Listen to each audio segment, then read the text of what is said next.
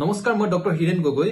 মই আজি আপোনালোকৰ ওচৰত এটা দৰকাৰী ভিডিঅ' লৈ আহিছো। ভিডিঅ'টোৰ বিষয় হৈছে কেতিয়া এহাল সন্তানহীন দম্পতীয়ে বিশেষজ্ঞ চিকিৎসকৰ ওচৰত কাষ চাপিব লাগে। প্ৰথম কথা হ'ল, তেওঁলোকৰ যদি বিয়া হোৱা 1 বছৰ হৈ যায়, তেনেহলে এই 1 বছৰৰ ভিতৰত যদি তেওঁলোকৰ সন্তান হোৱা নাই, তেনেহলে তেওঁলোকে বিশেষজ্ঞ চিকিৎসকৰ ওচৰত যোৱাটো দৰকাৰ আৰু প্ৰয়োজনীয় পৰীক্ষাসমূহ কৰাটো দৰকাৰ। ইয়াৰ পিছতে পুৰুষজন যদি মহিলাগৰাকীৰ পৰা আঁতৰি থাকে বা তেওঁলোকৰ যদি অভুলেচনৰ সময়ত যদি শাৰীৰিক সম্পৰ্ক কৰিবলৈ যদি অসুবিধা হয়, তেওঁলোকৰ ছুটি নিমিলে, তেনেহলে তেওঁলোকে চিকিৎসকৰ ওচৰত যোৱাটো অতিকে প্ৰয়োজন। আৰু ইয়াৰ চিকিৎসা আছে। পুৰুষজনে ধাতুটো দি থৈ যাব পাৰে, বেংকত দি থৈ যাব পাৰে, আৰু যেতিয়াই মহিলাগৰাকীৰ অভুলেচন হ'ব, তেতিয়াই তেওঁ এই ধাতুখিনি ল'ব পাৰিব। ইয়াৰ পিছতে মহিলাগৰাকীৰ যদি ইতিমধ্যেই বয়স 35ৰ ওপৰ হৈ গৈছে, তেনেহলে অতি সোনকালে যোৱাটো প্ৰয়োজন আৰু প্ৰয়োজনীয় পৰীক্ষাসমূহ কৰাটো অতিকে জৰুৰী।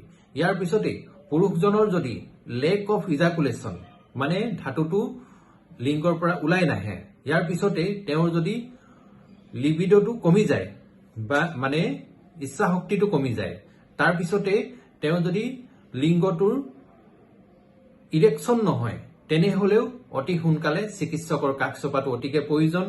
ইয়াৰ পিছতে যদি মহিলাগৰাকী যদি বা পুৰুষজনৰ যৌনাংগত যদি যৌন সম্পৰ্ক কৰাৰ সময়ত খুব বিষ হয়, তেনেহলেও অতি সোনকালে তেওঁলোকে চিকিৎসকৰ ওচৰত কাষ চপাটো অতিকে প্ৰয়োজন।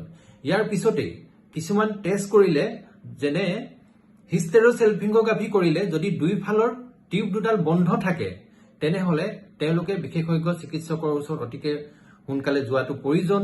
ইয়াৰ পিছতে যদিহে তেওঁৰ মাহেকীয়াৰ সময়ত খুব বিষ হয়, সহ্য কৰিব নোৱাৰাকৈ বিষ হয়, আৰু তেওঁ পেইন কিলাৰ খাব লাগে, যদি তেনেকুৱা ধৰণৰ সমস্যা হয়, অতি সোনকালে চিকিৎসকৰ ওচৰত যোৱাটো অতিকে প্ৰয়োজন।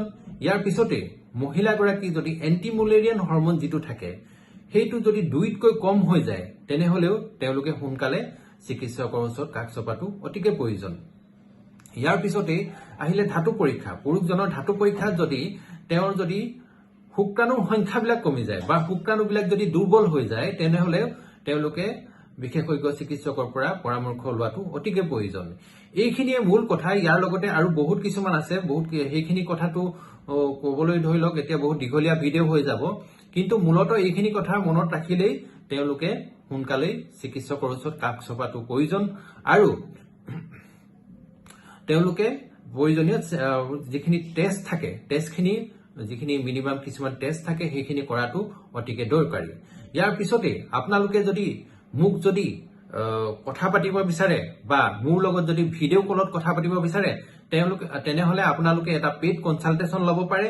পেইড কনচালটেশ্যনটো আপোনালোকে অসমৰ যিকোনো জেগাৰ পৰাই ল'ব পাৰে।